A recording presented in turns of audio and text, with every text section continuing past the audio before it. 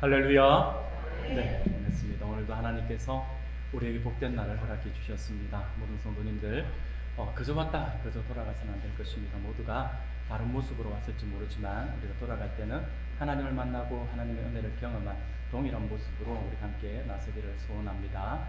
우리 하나님께서 우리에게 큰 은혜 우리에게 베풀어 주실 것입니다.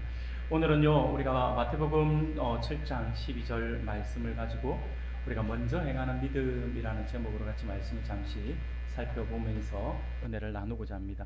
예전에 제가 신학 공부를 하기 전에 잠시 회사에 다닌 적이 있습니다.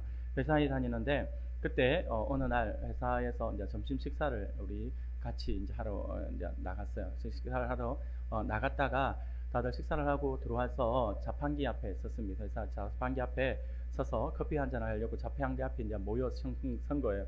그런데 당시에 자판기 커피 한 잔이 100원 정도를 했는데 자판기 앞에서 갑자기 예수를 안 믿는 그 형님 한 분이 저를 보고 하시는 말씀이 이렇게 던지는 거예요.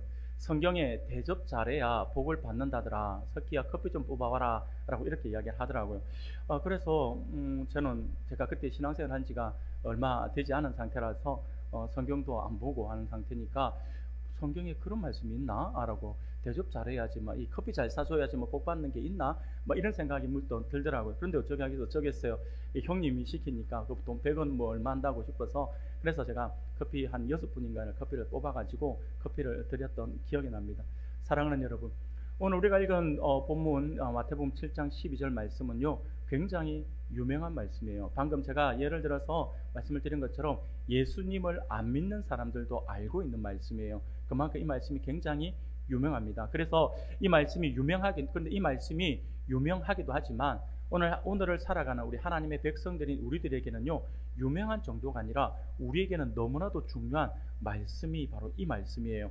그래서 이 말씀이 중요한 이유가 있어요. 이 말씀이 중요한 이유가 뭐냐면 우리 이 말씀 안에서 우리 예수님께서 하신 이 말씀을 주시면서 덧붙여 주신 그 주석 때문에 그래요. 이 말씀을 주님께서 이제 해석을 해주시는데 이 주석을 달아주셨는데 그 주석 때문에 우리에게는 더욱더 중요하게 다가오는 말씀입니다. 그럼 다시 한 번 더 오늘 본문 말씀을 같이 한 번 더 천천히 같이 한 번 더 읽어볼까요? 오늘 12절 우리가 같이 한 번 더 천천히 읽겠습니다. 시작. 그러므로 무엇이든지 남에게 너희도 남을 대접하라. 이것이 율법이요 선지자니라. 아멘. 나 대접을 받고자 하는 대로 너희도 남을 대접하라. 여기까지만 말씀을 하셨으면 좀 우리가 이해하기가 쉬울 것 같은데 이것이 율법이고 이것이 선지자다라고 말씀을 하니까 이게 무슨 말이지? 라는 생각이 들어집니다. 그런데 이것은 굉장히 중요한 의미를 가지고 있습니다. 왜냐하면요, 여기서 율법과 선지자라고 할 때 예수님 당시에 율법이다, 선지자다라고 하는 말은 무엇을 의미하고 있냐면 바로 구약 성경을 이야기하고 있습니다. 그래서 다시 말하면 이것이 성경이다, 이것이 성경의 말씀이다 라고 하는 것을 이야기하고 있는 거죠. 마태복음 5장 17절을 보면 이렇게 말씀을 해요. 우리 같이 한번 읽어보겠습니다. 같이 읽겠습니다. 시작. 내가 율법이나 선지자를 폐하러 온 줄로 생각하지 말라. 폐하러 온 것이 아니요 완전하게 하려 함이라. 아멘. 그리고 마태복음 22장 40절이에요. 같이 읽겠습니다. 시작. 이 두 계명이 온 율법과 선지자의 강령이니라. 아멘. 바로 율법과 선지자라고 말하는 것은요, 구약 성경을 말하고 있다라고 하는 거예요. 예수님이 선포하신 이 말씀은 쉽게 말하면 너희가 대접을 받고자 하거든 너희도 남을 대접하라 라고 하는 이 말씀은요, 철저하게 구약 성경에 근거해서 말씀을 하고 있는 것이다 라고 하는 사실을 우리가 알 수가 있는 거죠. 그래서 그 구약 율법을 한마디로 요약한 것이다 라고 이야기를 할 수 있는 거죠. 그래서 제가 다시 한 번 더 이 본문의 말씀을 우리가 바꾸어서 한번 읽어보면 이렇게 읽을 수 있어요. 그러므로 무엇이든지 남에게 대접을 받고자 하는 대로 너희도 남을 대접하라. 이것이 성경의 핵심이니라 라고 이렇게 말씀을 하고 있다라고 하는 거죠. 사랑하는 여러분, 놀랍지 않습니까? 너희들이 이것을 지킨다면 하나님의 말씀인 성경의 정신대로, 하나님의 말씀의 그 정신대로 살아가는 것이다 라고 이렇게 말씀을 하고 있는 것입니다. 바로 이러한 이유 때문에 이 말씀이 금처럼 귀하고 가치 있는 것이고 사람이 지켜야 할 가장 중요한 원칙 또는 도덕적 원리라고 해서 이 말씀, 이 마태복음 7장 12절 말씀을 바로 황금률이라고 이야기를 합니다. 그래서 여러분 누군가가 여러분들에게 성경의 황금률이 뭡니까? 라고 물어보며 마태복음 7장 12절 말씀을 떠올릴 수 있어야 됩니다. 이것은요 정말 귀한 말씀이기 때문에 황금률이라고 부르는데, 이 황금률이라고 하는 용어를 처음 사용한 사람은요 요한 웨슬리입니다. 감리교의 창시자죠. 요한 웨슬리가 처음 사용하는데, 이 웨슬리가 이게 본문의 말씀을 가지고 이제 강의를 해요. 강의를 하다가 이것이 곧 율법이요 선지자다라고 하는 말씀이 처음에는 깨달아지지 않아서 고민을 하는 가운데 기도하는데 하나님께서 이 말씀의 의미를 깨닫게 해주신 거예요. 그런데 이 말씀의 의미가 너무나도 크더라고 하는 거예요. 그 당시에 이게 너무나도 감격을 받아서 웨슬리가 그 당시에 가장 귀했던 그 황금에 빗대어서 황금과 같은 법칙이다라고 하는 뜻에서 황금률이라고 이렇게 말을 사용했다라고 이렇게 전해지고 있습니다. 사랑하는 여러분, 그렇다면 이 구절이 뜻하는 바가 무엇일까라고 하는 부분을 우리가 한번 생각해 보아야 합니다. 많은 사람들이 이 구절을 오해를 해요. 이 구절을 오해를 하다 보니까 남을 잘 대접하는 것으로 오해를 합니다. 그래서 내가 대접받으려면 남에게 많이 베풀어야 된다, 대접을 해야 된다라고 이렇게 생각을 하는 거예요. 근데 이 말씀이 여기만 포함되는 게 아니에요. 이 말씀은요, 손님을 잘 대접하라, 다른 사람을 잘 접대하라 라고 하는 뜻이 아닙니다. 물론 그 안에 포함은 되어 있어요. 포함은 되어 있지만 이것이 그것만을 이야기하고 있는 것은 아니에요. 그래서 어릴 때 저도 공부를 하는데, 신학 공부 전에 성경 공부를 하잖아요. 교회에서 성경 공부를 하는데 이게 황금률이래요. 남을 잘 대접하면 너희도 대접을 받을 것이다, 이렇게 이야기해. 이게 황금률이래요. 저는 이게 이해를 못하겠어요. 이게 왜 황금률이 되는 거지? 우리가 더 많은 선한 일을 할 수 있고 더 많은 일들을 하는 것들이, 더 중요한 것들이 정말 많은데 왜 하필 대접하고 대접받는, 이게 성경의 모든 말씀에 있어서 특히 구약에 쓰인 말씀의 핵심이라고 이렇게 이야기하는 걸까라고 생각하면서 이해를 잘 하지 못했습니다.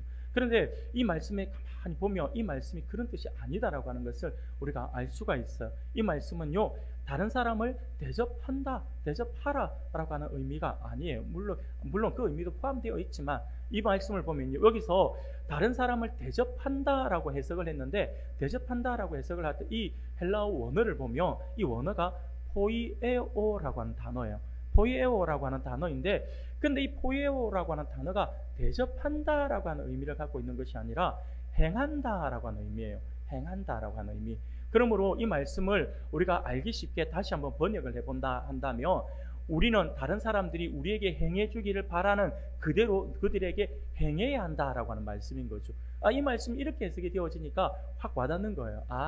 성경에서 말하고 있는 말씀이 무엇인지가 확 와닿더라라고 하는 거죠. 사랑하는 여러분, 그래서 우리 개역 성경, 우리가 보고 있는 개역 한글 성경이나 개역 개정 성경에서는요, 이 부분을 대접한다라고 번역을 하고 있지만 공동 번역이라고 하는 것이 있어요. 이 공동 번역에는요, 뭐라고 해석을 하고 있냐면 이렇게 해석을 해요. 너희는 남에게서 바라는 대로 남에게 해주어라. 이것이 율법서와 예언서의 정신이다 라고 이렇게 해석을 하고 있고요. 쉬운 성경 알죠? 쉬운 성경에는 뭐라고 하고 있냐면, 다른 사람이 너희에게 해주었으면 하는 대로 너희가 다른 사람에게 모두 해주어라. 이것이 율법과 예언서의 내용이다 라고 이렇게 기록을 하고 있다 라고 하는 거죠. 사랑하는 여러분, 그러면 우리가 여기서 한번 생각해 봐야 되는 거예요. 쉽게 말하면 이 마태복음 7장 12절에서 대접을 받는 것을 행한다라고 우리가 번역을 해서, 내가 누군가에게 이게 행함을 받기를 원한다면 너도 행해 줘야 된다라고 말씀을 하잖아요. 그렇다면 여기서 행한다라고 하는 의미를 우리가 한번 살펴봐야 되는 거죠. 사람들이 내게 행해 주기를 원하는 것이 뭘까라고 하는 거예요. 여러분, 이거는요, 뭐 정확한 답이 막 이렇게 막 딱 뚜렷하게 이게 있는 게 아니라 너무 많아요. 이거를 우리가 어디서 찾아볼 수 있냐면 여러분들 스스로의 마음을 들여다보면 됩니다. 우리의 마음을 잠시 들여다보면 답이 쉽게 나와요. 그래서 우리의 마음을 들여다보면 이 말씀에 대한 해답이 정확하게 나오거든요. 여러분, 너무나도 수없이 많은 그런 어떤 다른 사람들이 나에게 이거 해줬으면 좋겠어라고 하는 게 굉장히 많잖아요. 굉장히 많아요. 솔직히 우리는요, 다른 사람들에게 바라는 것 굉장히, 우리는 작다라고 이야기하지만 굉장히 많아요. 그것을 일일이 분류하는 것이 너무 힘들어요. 그러다 보니까 어느 심리학자들이 대체적으로 딱 정리를 했어요. 심리학자들이 대체적으로 사람들이 타인에게 간절히 바라는 그 바람이 뭘까라고 하는 것을 세 가지로 딱 분류를 해서 정리를 해놓았어요. 이 세 가지로 분류를 정리를 했는데, 오늘은요 우리가 이 본문 말씀을 통해서 우리가 타인에게 바라는 인간 본연의 그 마음을 우리가 함께 살펴보면서 오늘 이 황금률의 이 말씀이 무엇을 의미하는지에 대해서 우리가 함께 살펴보면서 하나님의 은혜를 나누고자 합니다. 사랑하는 여러분, 우리가 타인에게 바라는 마음이 어떤 마음일까요? 모든 사람이 동일하게 가지고 있는 마음이에요. 첫 번째는요, 이해받고 싶은 마음이에요. 모든 사람이 다 가지고 있습니다. 이해받고 싶은 마음. 다른 사람들이 나를 이해해주고 도와주기를 원하는 마음이 우리 안에 있다라고 하는 거죠. 우리는 이 땅에 살면서 누군가가 나를 완전히 이해해주고 알아주기를 원하는 그러한 마음을 가지고 있습니다. 그래서 사람들은요, 나를 이해해주는 사람에게 내 모든 이야기를 털어놓고 싶어 합니다. 그러기에 사람들은 누구나 이러한 사람을 만나고 싶어 하죠. 그런데 실상 사람들은요, 자신을 완벽하게 이해해줄 수 있는 사람을 만나고 싶어는 하지만 그런 사람이 흔하지는 않더라고 하는 거죠. 그러다가 가끔 나를 충분히 이해해 줄 것 같은 사람이라 생각해서 내 모든 속마음을 털어놓았는데 나를 이해해 주기는커녕 그때부터 오히려 불안한 마음이 생기기 시작하는 게 우리의 연약한 마음이에요. 그 사람이 나의 이야기를 듣고 나를 비웃지는 않을까 두렵기도 하죠. 이야기를 다 듣고 나서 나를 형편없다고 말할까 봐 그런 두려운 마음이 생기기도 한다라고 하는 거죠. 아니면 다른 사람들에게 나의 치부를 이야기한 것 같아서 괜시리 신경 쓰이기도 합니다. 그러다가 다른 사람을 통해서 비슷한 이야기만 나와도 혹시 그 사람이 말한 거 아닌가라고 하는 생각이 들면서 오히려 내 말을 들어줬던 그 사람과 거리를 두는 사람들도 있더라라고 하는 거죠.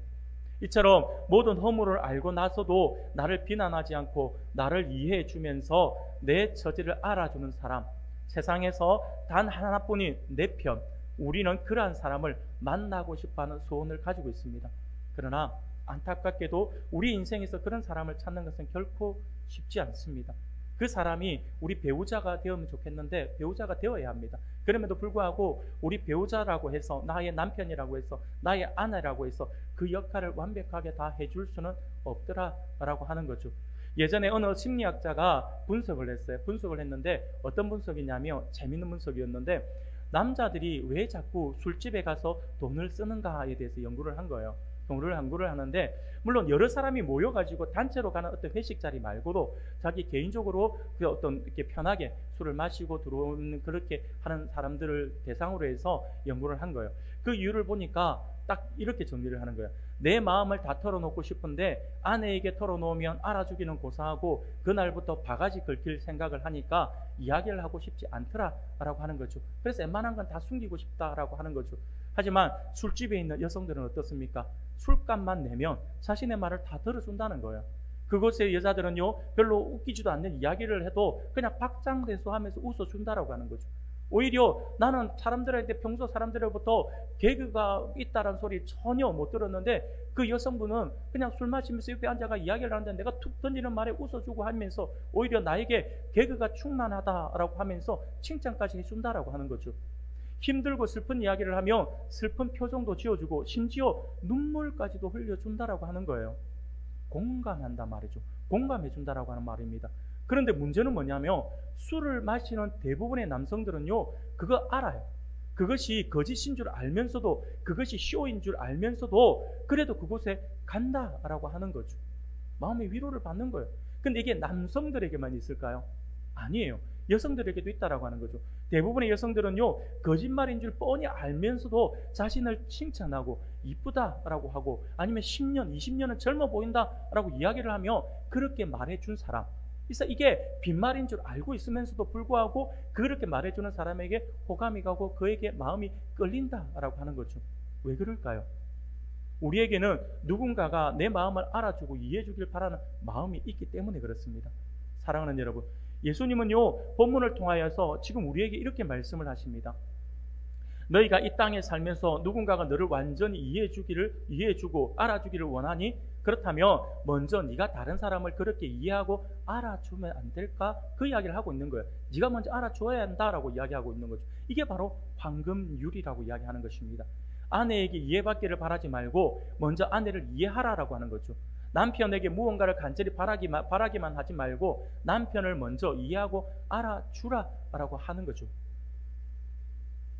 그리고 두 번째, 우리가 타인에게 바라는 마음, 그게 뭘까요? 두 번째는요, 믿고 참아주기를 바라는 마음입니다. 모두가 다 가지고 있는 마음이에요. 우리는요, 다른 사람들이 나를 보며 참아주기를 원한다라고 하는 것입니다. 우리는 나에게 대하여 사람들이 오래 참아주기를 원해요. 그래서 성경은 사랑은 오래 참는 것이다 라고 이렇게 정의를 하고 있다라고 하는 거죠. 지금은 조금 부족하고 당장은 실패했어도 나를 믿고 참아주기를 원합니다. 언젠가는 올바른 길을 가고 언젠가는 성공하리라고 하는 것을 믿고 기다려준다라고 한다면, 그 대상이 부모님이라고 한다면, 그 대상이 배우자라고 한다면, 그렇게 그 배우자가 부모님이 고마울 수는 없는 거죠. 고마울 수밖에 없는 거죠. 그래서 큰 일을 하고 나서 그때 성공하고 나면 제일 먼저 부모님을 떠오르고, 그렇게 믿어준 분이니까요. 자기 배우자를 떠올리는 거죠. 자신을 끝까지 믿어주었으니까요. 사랑하는 여러분, 그렇습니다. 사실 누가 내 단점을 지적해주지 않아도 누구보다 나를 잘 아는 사람이 누굴까요? 바로 나예요. 나의 단점은 내가 잘 알아요. 나의 부족함과 단점을 나는 내가 스스로 잘 알잖아요. 그래서 굳이 사람들은 옆에서 내가 사랑하니까, 나니까, 내니까, 너를 위해서 라고 하는 그 미명하에 상대방의 허물과 단점을 구태여 끄집어내어서 비판하고 함부로 이야기하는 것보다 조용히 그를 위해서 기도하면서 나를 믿고 참아주는 기다려주는 사람이 있다면 얼마나 좋을까요? 그런 사람이 있으면요, 얼마나 힘이 될까요? 사랑하는 여러분, 며칠 전에 제가 TV를 보는데 아주 중요한 내용들이 있어서 제가 굉장히 감동을 받은 내용이 있어서 잠깐 소개해 드릴게요. 우리가 이번에 수련회 가면서 우리 수련회 패러디를 했어요. 왕가 사는 남자라고 하는 그 영화를 우리가 패러디해서 왕가 사는 성도라고 하는 제목으로 우리가 수련을 했잖아요. 근데 왕가 사는 남자라고 하는 영화를 만들었던 감독이 장항준 감독이에요. 이게 감독이 나와서 자신의 아픈 과거를 이야기를 합니다. 자신이 영화 감독을 꿈꾸며 생활을 하는데 아무리 해도 길이 열리지 않고 나이만 먹는 힘든 시절을 보냈어요. 계속해서 무명의 시절을 너무 오래 보내는 거예요. 그러다 보니까 어느 날 자기 아버지가 자기 내외를 부른 거예요. 아내하고 함께 불러줬대요. 불러서 이제 아버지가 아주 딱 결심을 하고 앞에 앉혀놓고, 아들 내외를 앉혀놓고 아버지가 뭐라고 이야기했냐면, 이제 나이가 있으니까 영화 감독의 꿈을 줬고 아버지가 하는 일을 도와서 함께 일을 하자라고 아버지가 지금 손을 내밀어 준 거예요. 그러니까 이 장항준 감독이 고민을 하는 거예요. 지금까지 해도 뭐 별 소득이 없으니까 어떻게 해야 되지 하면서, 근데 아버지 말이 현실적으로 맞잖아요. 맞으니까 어떻게 답이 없잖아요. 그래서 그냥 아무 말 못하고 머리만 숙이고 있는데 갑자기 옆에 있던 부인이 이게 김은희 작가예요. 아주 유명한 작가인데 이 김은희 작가가 갑자기 그 자리에 앉아 있다가 무릎을 꿇어요. 무릎을 탁 꿇고는 아버지에게 뭐라고 이야기하냐면, 아버님, 저희 남편은 반드시 영화 감독이 될 것입니다. 그러니 조금만 더 참고 기다려주세요 라고 이렇게 이야기를 하더랍니다. 깜짝 놀랐답니다. 아내가 정말 힘들어할 줄 알았는데, 소득이 없잖아요. 수입도 없는데 아내가 그게 작가로서 벌어온 그 돈으로 지금 생활하고 있는, 근근히 생활하고 있는 이 상황에서 그렇게 긴 시간 동안 있는데 아내가 원망을 하는 것이 아니라 아버지에게 자기가 먼저 하는 이야기가, 저희 남편 반드시 될 거니까 아버지 조금만 참고 기다려주세요 라고 이야기하더라는 거예요. 장항준 감독이 얼마나 고마웠을까요? 너무 고마워서 힘을 낼 수 있었다라고 하는 거죠.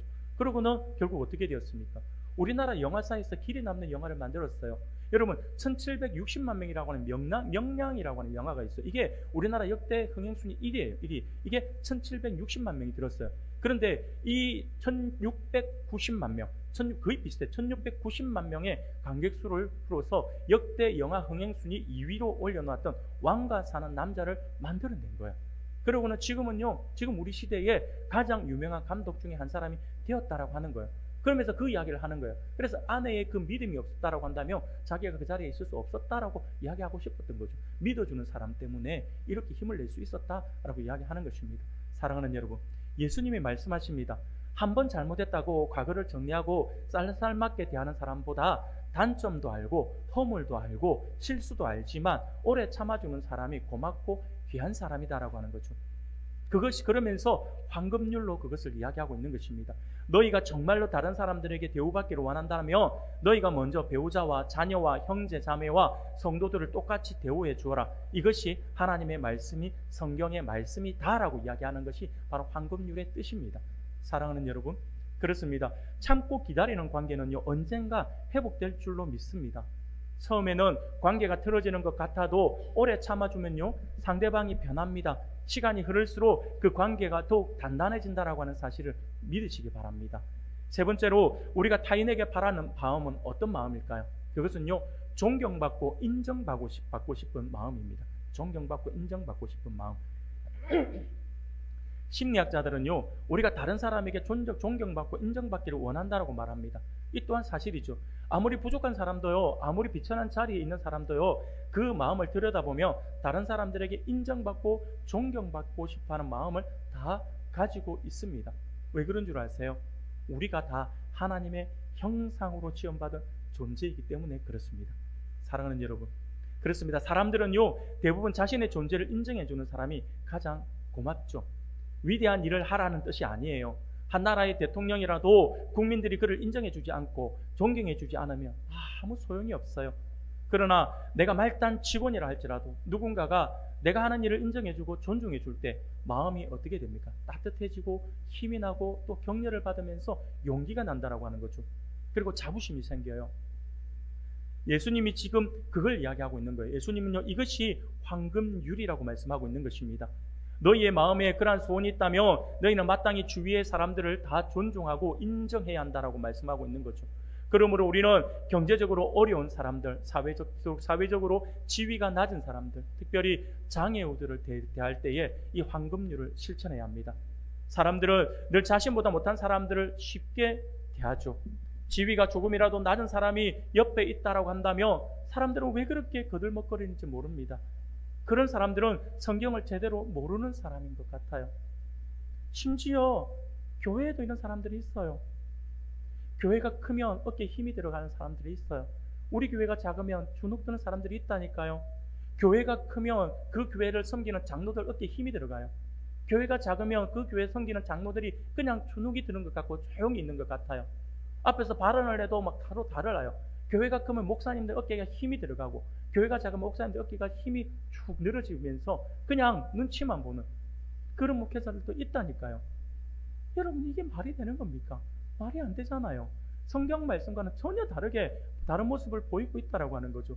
사랑하는 여러분, 성경을 제대로 모르는 사람들이라고 할 것입니다. 우리가 존경받고 인정받기를 원하는 그대로 다른 사람을 인정해 주는 것, 이게 바로 성경이 말씀하는 그리스도인의 마음, 그 마음이고 그리스도인의 정신이고 그리스도인들이 살아가야 될 삶이다라고 하는 사실을 믿으시길 바랍니다. 사랑하는 여러분, 우리 안에는 다른 사람들이 내게 해주기를 원하는 수많은 목록이 너무나도 많아요. 우리는 다른 사람들이 내게 친절히 대해주기를 원하고 정직해주기를 원합니다. 나를 도와주기를 원하고 실수와 잘못이 있으며 용서해주기를 원하죠. 내 단점에도 불구하고 나를 받아주고 나에게 베풀어주기를 원합니다. 내게 미소 지어주기를 원하고요, 나를 사랑하기를 원하고, 내가 조금 부족하더라도 언제나 나를 존중해주고 따뜻해주기를 원합니다. 끝까지 내 편이 되어주기를 원합니다. 끝이 없어요. 끊임없이. 그런데 오늘 주님은요, 우리 안에 있는 그 모든 바람을 그대로 뭐라고 말씀합니까? 먼저 행해라고 하는 거예요. 그것이 무엇이든지 다른 사람들이 내게 먼저 해주기를 기다리지 말고 내가 먼저 그들에게 행하라라고 하는 것이 오늘 말씀인 것입니다. 그런데 문제가 있어요. 어떤 문제냐면 이 말씀을 솔직히 이해하기는 쉬워요. 그런데 뭐가 어려울까요? 실천하는 게 어려워요. 이해가 아닌 실천인 거죠. 말씀을 실천하는 것이 너무 어렵습니다. 하나 예를 들어볼까요? 여러분, 용서에 대해서 한번 생각해 봅시다. 우리는 잘못했을 때 직장 상사와 배우자 그리고 하나님이 내 잘못을 보면서 용서해 주기를 바라요. 그러면서 회개한다, 잘못했다는 말을 해요. 내가 이렇게 잘못을 했는데 나를 좀 용서해 줘. 그래서 내가 미안하다는 말하면 네가 용서해야지. 아니, 미안하다 했는데 왜 용서 안 해? 막 이런 마음을 가지잖아요. 다 용서해 주기를 바라는 거예요. 그렇게 해서 어떻게 합니까? 그렇게 해서 용서를 받으면 말로 다 할 수 없어요, 그 기쁨은. 그래서 그는요, 뭐라고 이야기하냐? 용서받은 사람은요, 용서는 정말 아름다워 라고 이야기할 거예요. 용서는 너무나도 좋은 말이야, 막 이런 이야기들 할 거예요. 근데 반대로 한번 생각해 볼까요? 반대로 내가 누군가를 용서하려고 하면 어떻습니까? 이거는 말이 달라져요. 용서는요, 그저 아름답지만은 않아요. 오히려 고난입니다. 내가 용서를 받아야 될 때는 용서는 아름다운 단어가 되는데, 내가 용서를 해야 될 때는 이게 아름다운 단어가 아니라 고난의 단어인 거죠. 용서라는 단어를 떠올리고 싶지도 않아요. 그럴 때 누군가가 내 옆에 와서 용서라고 하는 말을 꺼내면 어떻습니까? 그 사람까지 싫어지는 거예요. 왜 그러냐면 나를 이해하지 못한다라고 하는 거죠. 내가 왜 이렇게 흥분하고 내가 왜 이렇게 화를 내는지 이렇게 모를 알아준단 말이야 하면서 오히려 그 사람까지 싫어진다라고 하는 거죠. 여러분, 그렇습니다. 우리는 너무나도 연약해서 내가 용서받을 때는 용서의 마음이 아름답지만 반대로 내가 용서를 해야 할 때는요, 그렇지 못하고 용서하기 싫어진다라고 하는 거죠. 여러분, 유명한 유대인 작가 가운데 시몬 비젠탈이라고 하는 사람이 있어요. 시몬 비젠탈이라고 사람이 있는데 이 사람이 쓴 책에 유명한 책이 하나 있는데 그게 해바라기라고 하는 책이에요. 이 해바라기라고 하는 책에 용서가 얼마나 어려운지 자신의 간증을 통해서 이야기를 하고 있어요. 이 비젠탈은요, 나치 포로 수용소에서 오랜 세월을 지냈던 사람입니다. 이 포로 수용소에서 너무나도 많은 어려움을 겪었어요. 그곳에서 자신의 어머니, 자신의 아버지, 자기의 여동생, 자기의 형제가 모두 다 죽었어요. 그리고 수많은 사람들의 죽음을 그가 지켜보았습니다. 그러나 비젠탈은요, 기적과 같이 그 모든 상황 속에서 살아남았던 거죠. 그런데 수용소에 있는 어느 날 갑자기 어떤 간호사가 급히 그를 찾아온 거예요. 간호사 한 명이 급히 찾아와서 자기를 데리러 온 거죠. 이유가 뭐냐니까 한 독일 병사가 죽어가고 있는데 유대인을 찾고 있다라고 하는 거죠. 그래서 이 비젠탈은요, 간호사의 손에 이끌려서 어느 병실로 달려갔습니다. 그래서 그곳에 가니까 온 몸에 피를 막 묻어 있고 온 얼굴이 피로 뒤범벅이한 뒤집어 쓴 그런 독일군이 있었어요. 그래서 다 죽어가고 있는 거예요. 그러면서 독일군은요, 나는 죽기 전에 유대인을 만나야 합니다. 유대인을 찾아주세요라고 자꾸 외치고 있는 거죠. 그래서 이 비젠탈을 지금 데리고 온 거예요. 그래 비젠탈이 가까이 가니까 내가 유대인이요 라고 말을 하자 그 죽어가는 독일군이 비젠탈의 손을 꼭 잡으면서 고백을 합니다. 뭐라고 고백을 하냐면 자신이 예전에 한 마을에 있는 모든 유대인들을 몰살시켰다라고 하는 거죠. 큰 집에 사람들을 몰아넣고 불을 지른 뒤에 집 밖으로 나오는 사람들을 총으로 다 쏘아 죽였다라고 하는 거예요. 그 사람들 가운데 여자도 있었고요, 어린 아이들까지 있었다라고 하는 거예요. 그러면서 모두 그렇게 자신이 죽였다라고 해요. 물론 자기 혼자 죽인 건 아니겠죠. 독일 병사들이 함께 했겠죠. 그래 죽였다라고 하는 거예요. 그런데 그 마음이 이 병사에겐 평생의 마음이 침이 되었던 거죠. 그 일이 너무 마음에 걸려 죽기 직전에 지금 유대인들에게 어느 유대인들이라도 좋으니까 유대인을 만나며 내가 이걸 고백해야겠다라고 하는 생각이 들었다라고 하는 거죠. 그래서 비젠탈을 불러온 거예요. 그래 비젠탈을 손을 잡고 뭐라고 이야기하냐면 그 이야기를 다 하고 나를 용서해 주세요라고 이렇게 말을 했습니다. 비젠탈이 어떻게 했을 것 같아요? 비젠탈은요, 그 책에 뭐라고 기록했냐면 이렇게 기록했어요. 나는 그의 고백을 듣고서 용서한다는 소리를 하지 않은 채 그의 손을 있는 힘을 다해 뿌리치고 그 자리를 박차고 뛰어 나왔습니다 라고 이렇게 고백을 하고 있어요. 비젠탈은요, 마지막 죽어가는 마치 유언과도 같은 그러한 독일군을 좀 용서할 수가 없었다라고 하는 거죠. 그런데 비젠탈은 하나님을 믿는 사람이었어요. 하나님을 믿는 사람이었기 때문에 그의 그 행동이 평생 부끄러웠다라고 하면서 이 책에서 지금 간증을 썼던 거죠. 그러면서 내가 양심의 가책을 느끼며 살다가 마지막 자신의 자서전적인 이 책에 그 간증을 썼다라고 하는 거죠. 사랑하는 여러분, 어떻습니까? 용서는 이렇게 어려운 거예요. 따지고 보면 황금률이 그만큼 어렵다라고 하는 거예요. 쉽지 않아요. 여러분들 쉽게 생각하시면 안 됩니다. 이것이 바로 우리의 연약함인 거죠. 이것이 바로 우리가 이 말씀 앞에 엎드려야 되는 이유입니다. 여러분, 그렇습니다. 황금률을 이해하는 것은 어렵지 않아요. 그러나 그것을 실천하는 것은 너무나도 어렵다라고 하는 거예요. 사랑하는 여러분, 그렇다면 우리가 해야 할 이 중요한 황금률을 제대로 실천하며 나아갈 수는 없는 것일까요? 이렇게 어렵다라고 한다면, 이 황금률을 실천하는 것이 이렇게 어렵다라고 한다면 우리는 이것을 포기해야 되는 걸까요? 아니에요. 너무나도 놀랍게도 예수님은요, 그 방법을 우리에게 가르쳐 주십니다. 문맥을 통해서요. 여러분, 성경을 볼 때 성경 한 절 말씀이 이해가 안 되면 그 앞뒤에 무슨 말씀을 하고 있는지 함께 보셔야 돼요. 그래서 이 문맥 속에 예수님께서 놀랍도록 우리에게 이 해답을 감추어 두셨어요. 오늘 본문 전체의 말씀을 문맥을 통해서 우리에게 가르쳐주고 있는 거죠. 오늘 본문에서 우리가 너무나도 이 7장 12절 말씀은 너무나도 유명해서 많은 그리스도인들이 암송을 하고 있는 말씀이잖아요. 그러나 예수님은 이 말씀 한 구절만 떼어서 말씀하신 적이 없어요. 그러므로 우리는 이 말씀을 볼 때는 항상 전후 문맥 전체를 살펴보아야 합니다. 오늘 본문 7장 12절 말씀 앞에는요, 우리에게 기도의 가르침을 말씀해 주고 있어요. 이게 우리가 수련의 마지막 날 저녁에 나누었던 말씀인 거죠. 기도에 대해서 가르쳤어요. 다시 말하면 예수님은요, 기도에 대해서 말씀을 하시면서 이 황금률을 우리에게 주셨다라고 하는 거죠. 무엇을 의미하고 있는 것일까요? 이는요, 우리는 우리의 힘으로 황금률을 실천할 수 없다라고 하는 것을 지금 보여주고 있는 거죠. 내 능력으로는, 내 의지로는 이 말씀을 내 삶 속에 적용할 수 없다라고 하는 것입니다. 이 사실을 아셨기 때문에 예수님은요, 기도의 문맥 가운데 우리에게 황금률을 가르쳐 주셨다라고 하는 거예요. 그 의미는 명백합니다. 우리는 이 황금률을 나의 삶에 적용하기 위해서 먼저 하나님 아버지를 의지해야 한다라고 하는 거예요. 하나님 아버지께 기도해야 한다는, 기도하는 삶을 살아야 한다라고 하는 거죠. 날마다 하나님 앞에 무릎 꿇고 보좌 앞에 나가는 자만이 황금률을 실천할 수 있다라고 우리 주님은 지금 말씀을 하고 있는 것입니다. 사랑하는 여러분, 예수님은요, 친히 우리의 기도에는 무한한 효능이 있다라고 말씀을 하셨습니다. 하나님은 우리의 모든 요청에 반드시 응답하신다라고 그렇게 말씀을 하죠. 때로는 우리가 요청하신 그대로 들어주시고, 또는 우리는 요청이 잘못된 것이며 우리의 그 기도 요청을 돌려서 순화시켜서 우리 주님은 우리의 기도를 들어주신다라고 하는 것입니다. 또한 우리가 열심히 기도하면요, 미처 요청하지 못한 것까지도 하나님은 다 아시고 허락해 주신다라고 하는 사실을 우리가 이미 잘 알고 있습니다. 그 사실에 대해서 주님은 이렇게 말씀을 해요. 우리가 지난 우리 그 수련회 우리가 저녁에 우리 함께 나누었던 말씀인데, 오늘 우리 같이 한번 읽어봅시다. 마태복음 7장 9절 10절이에요. 우리 같이 읽겠습니다. 시작. 너희 중에 생선을 달라 하는데 뱀을 줄 사람이 있겠느냐. 11절도 우리가 같이 읽겠습니다. 시작. 너희가 악한 자라도 좋은 것으로 자식에게 줄 줄 알거든 하물며 하늘에 계신 너희 아버지께서 구하는 자에게 좋은 것으로 주시지 않겠느냐. 아멘. 사랑하는 여러분, 마태복음에서는요, 마태복음 7장에서는 이것을 좋은 것으로 말씀하세요. 좋은 것으로 주시지 않겠느냐라고 말씀을 하죠. 그런데 누가복음을 보면 같은 말씀에서 뭐라고 이야기하고 있냐면 성령이라고 이야기합니다. 누가복음도 우리가 같이 한번 읽어볼까요? 누가복음 11장 13절입니다. 같이 읽겠습니다. 시작. 너희가